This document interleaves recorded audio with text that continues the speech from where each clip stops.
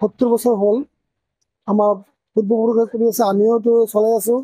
কিন্তু আমাৰ ইয়াতে যদি আমাৰ হিন্দু মানুহ যথেষ্ট কম, তথাপিও আমি মুছলিম মানুহৰ পৰা বিভিন্ন ধৰণৰ সহায় সহানুভূতি আৰু তেখেতে আগভাগ লৈ আমাৰ পূজাটো আমাক চলাই দিয়ে। কোনো অসুবিধা নাই।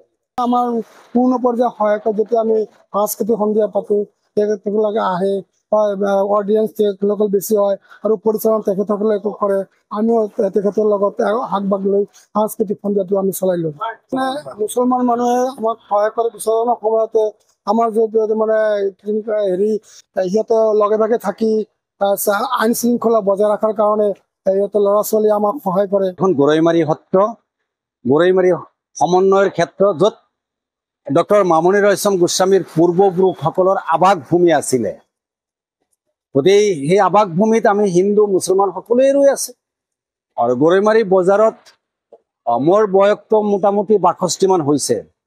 কিন্তু মই জনামতে আজি প্ৰায় 70 বছৰ ধৰি গৰৈমাৰী বজাৰত দুৰ্গা পূজা হয়।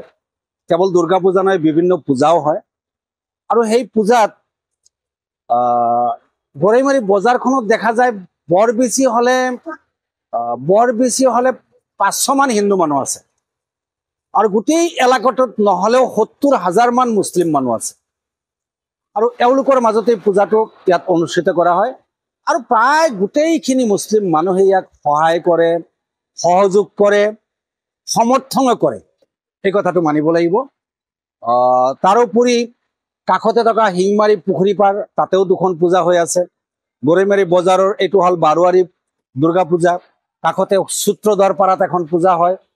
আৰু ব্যক্তিগতভাৱে আন এখন পূজাও আমাৰ গৌতম চাহাৰ ঘৰত হয়। গোটেইখিনি পূজাত আমাৰ মানুহখিনিয়ে সহায় কৰে, সহযোগ কৰে। এইটোত কোনোবাই কিবা ক'ব পাৰে যে গৰৈমাৰী মানে মাইনৰিটি এলেকাত পূজাটো কেনেকুৱা হ'ব, পূজাত মানুহে কি কৰে। আমিতো এতিয়াও পহৰা দিওঁ গৰৈমাৰী দুৰ্গা পূজাত। আমি ৰাতি থাকোঁ ইয়াত, তেওঁলোকে কি কৰে কি নকৰে আমি পৰ্যবেক্ষণ কৰোঁ। প্ৰায় ধৰ্মৰ মানুহখিনি ইয়াত আহে, প্ৰায় ধৰ্মৰ মানুহখিনি আহে। ইয়াত অতিথি যিমানবিলাক আহিব এওঁলোকে মাতিছে, মুছলিম অতিথি, হিন্দু অতিথি। অতিথি হিন্দু মুছলিম বুলি তেওঁলোকে আহ্বান জনোৱা নাই, নিমন্ত্ৰণ জনোৱা নাই। চব অতিথি হিচাপেই মাতিছে। আৰু আপোনালোকে জানি আচৰিত হ'ব, গৰৈমাৰী বজাৰত এইটো দুৰ্গা মন্দিৰ, দুৰ্গা মন্দিৰ কাষতেই কিন্তু আমাৰ মছজিদখন। এটা ভাল আমাৰ মাজত বুজাবুজি আছে, মছজিদত আজান দিলে তেওঁলোকৰ মাইকৰ চাউণ্ডটো কমাই দিয়ে, ইজনে সিজনক সন্মান জনায়। আৰু প্ৰতি ধৰ্মতেই এইটো সন্মান জনোৱাটো, কোন ধৰ্মনো শ্ৰেষ্ঠ নহয়, প্ৰত্যেকটো ধৰ্মই শ্ৰেষ্ঠ। নিজৰ নিজৰ ধৰ্ম পালন কৰি আছে, এজনে আনজনক সহায় কৰি আছে, এজনে আনজনক সহযোগ কৰি আছে। গতিকে গৰৈমাৰী এটা সমন্বয়ৰ ক্ষেত্ৰ বুলি ক'ব লাগিব।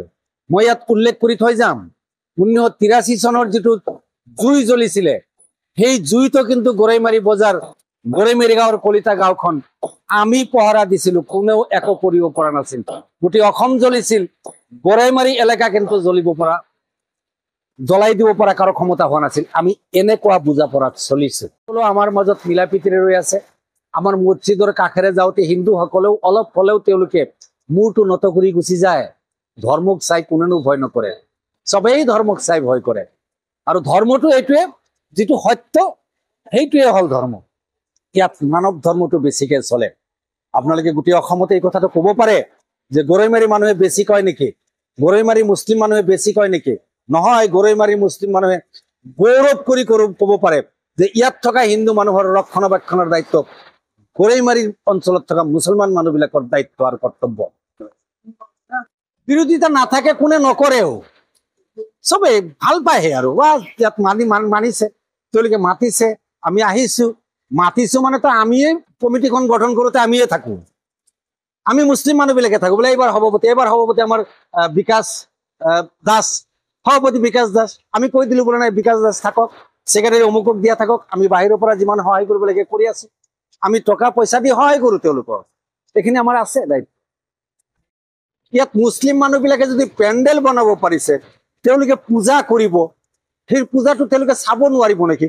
তেওঁলোকে পূজা কৰিব, আমি চাম, আমি নামাজ পঢ়িম, তেওঁলোকে চাব।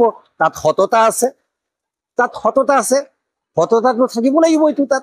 যে কোনো খবরের জন্য যোগাযোগ করুন 7099017330 এবং 7099017110 নম্বরে।